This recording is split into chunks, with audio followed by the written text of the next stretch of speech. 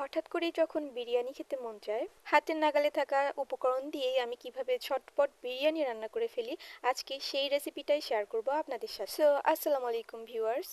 বিরিয়ানি রান্নার জন্য আমি প্রথমেই আলু কয়েক টুকরা করে কেটে নিয়েছি আর এগুলো তেলে ভেজে নিচ্ছি। ভাজার কয়েক মিনিট পরে আমি হালকা হলুদ আর একটু লবণ দিয়ে দিয়েছি। একটু লালচে লালচে করে আমি আলুগুলোকে উল্টে পাল্টে ভেজে নিচ্ছি। আর ফ্রিজে রান্না করা বিফ ছিল, আমি সেখান থেকে একটু বিফ নিয়ে নিয়েছি। আলুগুলো ভাজা হয়ে গেলে আলুগুলোকে উঠিয়েই আমি ওই তেলে কুচি করে রাখা পেঁয়াজ দিয়ে দিলাম। পেঁয়াজগুলোকে হালকা বাদামি করে ভেজে নিব। পেঁয়াজ ভাজতে ভাজতে আমি 2 টুকরা সাদা এলাচ ও দারচিনি ভেঙে দিয়ে দিলাম। সাথে দিয়ে দিলাম পরিমাণ মতো জিরা। এখন সবকিছুকে একটু ভালো করে ভেজে আগে থেকে ধুয়ে রাখা পোলাওর চাল দিয়ে দিব।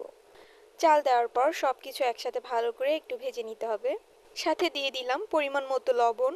উল্টে পাল্টে কিছুক্ষণ ভাজার পর বিফ ও আগে থেকে ভেজে রাখা আলুগুলো চালের সাথে দিয়ে দিব। তারপর চালের সাথে সবকিছুকে আবার কিছুক্ষণ ভালো করে ভেজে নিতে হবে।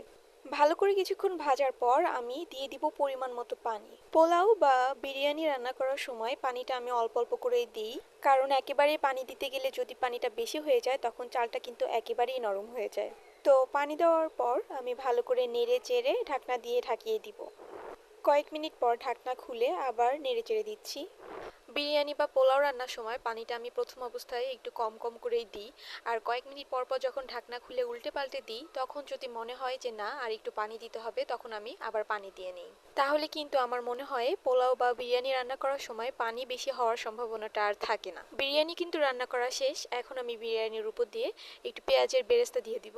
যখন তখন বিরিয়ানি খেতে মন চাইলে কিন্তু আমি ঝটপট এইভাবে বিরিয়ানি রান্না করে ফেলি। আমার কাছে মনে হয় রান্নাকে যত সহজ করে করা যায় ততই ঝামেলা কম, তাহলে রান্না করতেও ভালো লাগে। তো ভিডিওটি আপনাদের কাছে কেমন লাগলো অবশ্যই কমেন্ট করতে ভুলবেন না। সবাই ভালো থাকবেন। আল্লাহ হাফেজ।